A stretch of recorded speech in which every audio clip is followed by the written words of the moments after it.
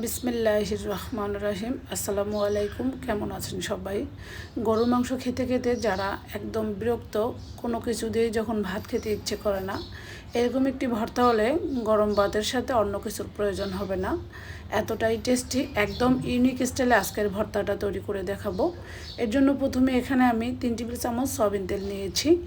এখানে আমি 3টা শুকনো মরিচ ভেজে নিচ্ছি। মরিচগুলো খুবই ঝাঁঝালো, যার জন্য খুব কম করে মরিচগুলো নিয়েছি। তো এরপরে আমি একটা বড় সাইজের দেশি রসুনের কোয়াটা ভালোভাবে ছাড়িয়ে পরিষ্কার করে ভেজে নিয়েছি, একদম সেদ্ধ হওয়া পর্যন্ত ভেজে নিয়েছি। এরপর আমি তুলে নিচ্ছি। সেম তেলে আমি এখানে 4টা পটল এইভাবে পাতলা পাতলা স্লাইস করে কেটে নিয়েছি।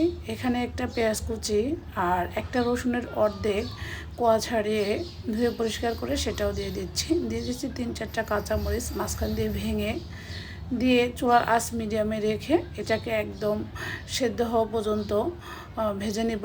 সেদ্ধ হবে আর পটলের যে একটা বাড়তি পানি থাকে সেটাও টেনে যাবে।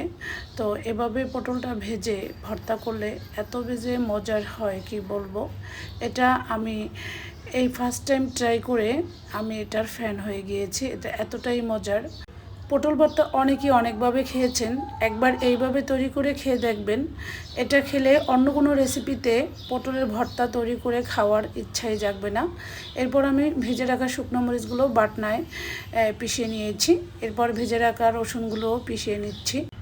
বাটনায় বেটে ভর্তা এত যে টেস্টি হয় আগে জানা ছিল না। আমার কাছে মনে হচ্ছে একদম শিলপাটায় তৈরি করা ভর্তার স্বাদ পাচ্ছি।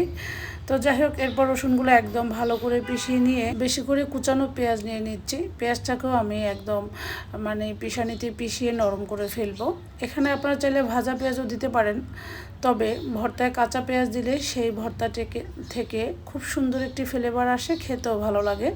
তো এরপর আমি ওই যে ভেজে রাখা পটলগুলো দিয়ে দিচ্ছি। সরি, আমি একটা কথা বলতে ভুলে গিয়েছি। যখন পটলটা 1/2% সেদ্ধ হয়েছে, ভাজা ভাজা হয়েছে, ওই পর্যায়ে আমি এখানে লবণ দিয়েছিলাম। তাই আমি ভর্তায় আর বাড়তি কোনো লবণ দিব না, তাহলে লবণটা বেশি হয়ে যাবে। যাই হোক, এরপরে আমি যে ভেজে রাখা পটলগুলো দিয়ে পিষানি দিয়ে একদম ভালো করে মিক্স করে নেব। এটা একদম শিলপাটার মতো মিহি করে ফেলবো না, একটু আস্তে আস্তে থাকবে। আর এটা খেতে এজন্যই বেশি ভালো লাগে। তো এই তো দেখতে পাচ্ছেন ভর্তাটা আমার বাটা হয়ে গিয়েছে। এখন আমি চামচ দিয়ে একটু ভর্তাটাকে একসাথে করে নিচ্ছি। যারা এই পর্যন্ত ধৈর্য ধরে আমার আজকের এই ভিডিওটা দেখা শুরু করেছেন, একটি লাইক দিতে ভুলে গিয়েছেন, প্লিজ একটি লাইক দিয়ে সম্পূর্ণ ভিডিওটি দেখে নেবেন। আর যারা আমার চ্যানেলে একদমই নতুন এসেছেন, ভিডিওর কোনো অংশ যদি আপনাদের কাছে একটু হলেও ভালো লেগে যায়, প্লিজ সাবস্ক্রাইব করে পাশেই থেকে যাবেন। তো এখানে আমি 1 টেবিল চামচ সরিষা তেল দিয়ে দিচ্ছি। চাইলে আপনারা এখানে ধনিয়া পাতাও দিতে পারেন। তো আমার কাছে মনে হচ্ছে এই ভর্তাটা ধনিয়া পাতা ছাড়াই অনেক বেশি টেস্টি। দেখেই হয়তো বুঝতে পেরেছেন কতটা লোভনীয় হয়েছে।